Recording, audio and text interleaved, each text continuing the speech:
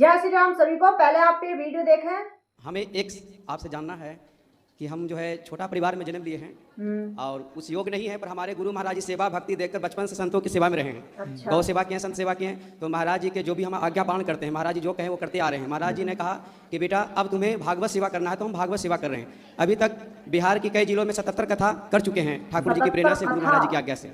पर हम ब्राह्मण परिवार में नहीं जन्म लिए हैं, हम ठाकुर परिवार में जन्म लिए हैं। क्या हमें भागवत जी सेवा करना क्या मुझे दोष लग सकता है? मुझे देखो ऐसा है, भागवत जी में लिखा है विरक्तो वैष्णवो विप्रो।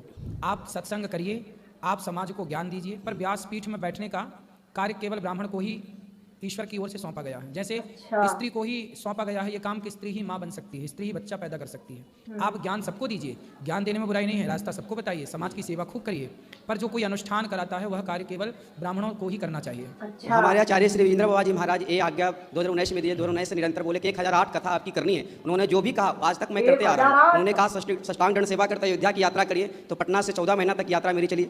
माँ जानकी का भी दर्शन किया साष्टांग दंड सेवा से। उन्होंने फिर कहा, हालांकि मेरी कोई हार्दिक इच्छा नहीं थी कि भागवत जी मैं सेवा करूँ, पर शायद ठाकुर जी की यही इच्छा थी, गुरु महाराज जी का आज्ञा मैंने आज तक पालन करते आ रहा। और उन्होंने कहा कि 1008 आपको सेवा करना है, ऐसी है। तो आप भागवत जी का स्वाध्याय किया करिए। भागवत जी यूं तो देखो, भागवत जी की कथाएं यूं तो आप भगवान की कथा कोई भी सुनाए, इसमें कोई दोष नहीं है। जी जी, भगवान की कथाएं सुनाने में दोष नहीं है, खूब सुनाइए, भगवान का कीर्तन करिए, पर व्यासपीठ पर बैठ करके अनुष्ठानात्मक कार्य यदि करना है तो उसके कुछ नियम है। तो भागवत जी जब कर रहे हैं तो व्यासपीठ पर तो लोग वैसे ही जजमान बैठाते हैं, और हमारे साथ जो भी हैं व्यवस्थापक हैं जो सब काम कर रहे हैं।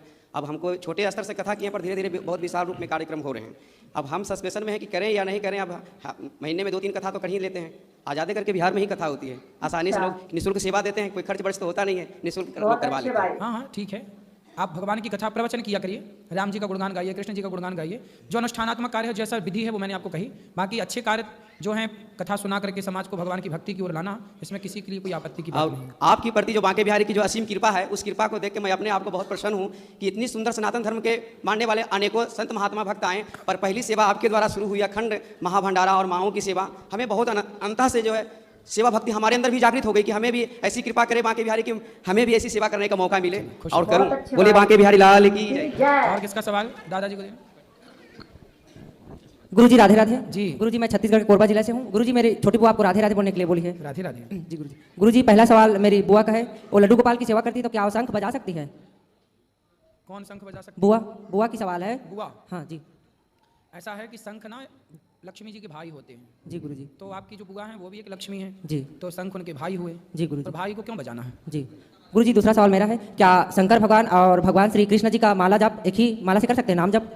हाँ, तुलसी की माला से भगवान श्रीमन नारायण का, कृष्ण का, राम जी का तुलसी की माला से जप होता है, शंकर जी का रुद्राक्ष की माला जी। से। गुरुजी, एक सवाल और है मेरा, मैं 21 वर्ष का हूँ, तो क्या मैं गुरु मंत्र ले सकता हूँ? मेरे गांव के लोग बोलते हैं कि शादी होने के बाद ही पति पत्नी का एक ही गुरु होना चाहिए, अलग अलग नहीं बनाते बोलते हैं गुरुजी। हाँ, तो पहले भी ले सकते हैं। ध्रुव जी का कौन सा विवाह हुआ था? 5 साल में गुरु मंत्र ले लिया था उन्होंने नारद जी से। जी गुरुजी। तो गुरु मंत्र ले सकते हैं, विवाह होता पत्नी को दिला देना। जी गुरुजी, राधे राधे गुरुजी। जी दे दो, दादाजी को दो।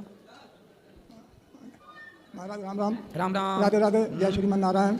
मेरा सवाल ये है जी, मेरे बच्चे बहुत मुझे परेशान कर रहे हैं। 2 लड़के हैं, दोनों बदमाश टाइप हैं, ये मुझे बहुत दुख देते हैं, मेरे साथ लड़ाई झगड़े करते हैं, मुझे रोटी के लिए परेशान करते हैं। बच्चे मैं परेशान आपकी शरण में आया हूँ। मैं कल आज सुबह मैं 6 बजे की गाड़ी पकड़ी है मैंने दिल्ली से। बताओ। बेटा परेशान करता है? हाँ हाँ, दोनों बेटियाँ दोनों ऐसे नशेड़ी हैं, परेशान करते हैं, लड़ाई झगड़े करते हैं, बहुत परेशान करते हैं बाबा। तो आपको भोजन प्रसादी नहीं मेरे देते? 5 ऑपरेशन हो गए हैं जी गुरु महाराज। एक दोनों आंखों का ऑपरेशन हो गया, मेरा हर्निया का ऑपरेशन हो गया, प्रोस्टेट का हो गया और बवासीर का हो गया। चलो भगवान सब ठीक करेंगे, बच्चों को समझाओ तो वो ले आना कथा में, हम समझाएंगे। तो दोस्तों, आपने सुन लिया, ये हमारे एक भाई हैं जो मतलब ठाकुर समाज से आते हैं, लेकिन वो कथा करते हैं, तो अनिरुद्धाचार्य महाराज जी से पूछने आए हैं।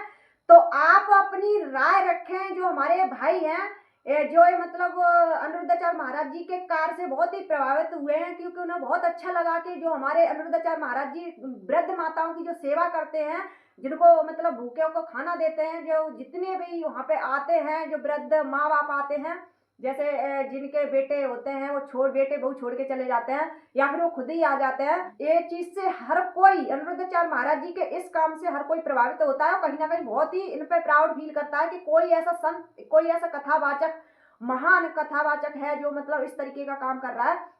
तो ये जो हमारे भाई आए हैं, इन्होंने प्रश्न करा है कि मतलब ये ठाकुर समाज से है, मगर ये कथा करते इन्हें करनी चाहिए या नहीं करनी चाहिए। तो जनता से मैं पूछना चाहती हूँ, आप अपनी अपनी कमेंट में राय रखें कि कथा ये हमारे भाई को करनी चाहिए, या व्यासपीठ पे खाली ब्राह्मणों को बैठने का वो होता है, या फिर कोई भी बैठ सकता है। अपनी अपनी राय रखें। जय हिंद, जय